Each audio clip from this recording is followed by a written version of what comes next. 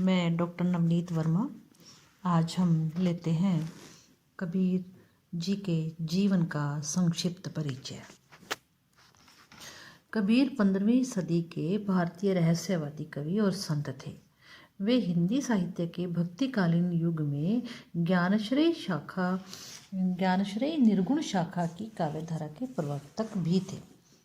कबीर के माता पिता के विषय में एक राय निश्चित नहीं है कि कबीर नीमा और नीरू की वास्तविक संतान थे या नीमा और नीरू ने केवल इनका पालन पोषण ही किया था।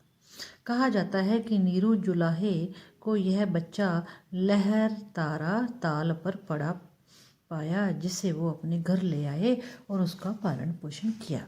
कबीर ने स्वयं को जुलाहे के रूप में प्रस्तुत किया। जाति जुलाहा नाम कबीरा, बनी बनी फिरो उदासी। ऐसा भी कहा जाता है कि कबीर जन्म से मुसलमान थे और युवावस्था में स्वामी रामानंद के प्रभाव से उन्हें हिंदू धर्म का ज्ञान हुआ। एक दिन कबीर पंचगंगा धार की सीढ़ियों पर गिर पड़े थे। रामानंद जी उसी समय गंगा स्नान करने के लिए सीढ़ियों पर उतर रहे थे। उनका पैर कबीर के शरीर पर पड़ गया। उनके मुख से तत्काल राम राम शब्द निकल पड़ा।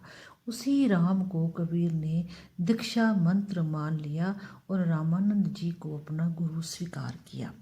कबीर दास हिंदू धर्म व इस्लाम धर्म के समान रूप से आलोचक थे। उन्होंने यज्ञोपवीत और खतना को बेमतबल करार दिया और इन जैसी धार्मिक प्रथाओं की सख्त आलोचना की। उनके जीवन काल के दौरान हिंदू तथा मुसलमान दोनों ने उन्हें अपने विचार के लिए डराया धमकाया था। कबीर पंथ नामक धार्मिक संप्रदाय इनकी शिक्षाओं के अनुयायी हैं। भाषा की दृष्टि से अगर देखते हैं तो कबीर की भाषा सद्दू-कड़ी है। इनकी भाषा में हिंदी भाषा की सभी बोलियों की भाषाएं सम्मिलित हैं।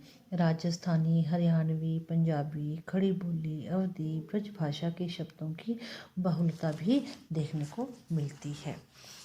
कृतियाँ जो हैं इनके काव्य जो सृजन किया था उसमें अगर हम देखते हैं, शिष्यों ने इनकी वाणियों का संग्रह बीजक नाम के एक ग्रंथ में किया, जिसके 3 मुख्य भाग हैं: साखी, सबद, रमैनी। साखी में कबीर की शिक्षाओं और सिद्धांतों का निरूपण किया गया है और सबद जो है ये गेय पद हैं, इसमें संगीतात्मकता है और भावुकता है। रमैनी ये चौपाई छंद में लिखी गई है। इसमें कबीर के रहस्यमय और दार्शनिक विचारों को व्यक्त किया गया है। वास्तव में कबीर ने मध्यकाल में अपने अमृतमय वचनों से अज्ञानांधकार में भटकती जनता को बड़ा उपकार किया, जिस कारण से उन्हें युगों युगों तक याद किया जाएगा। धन्यवाद।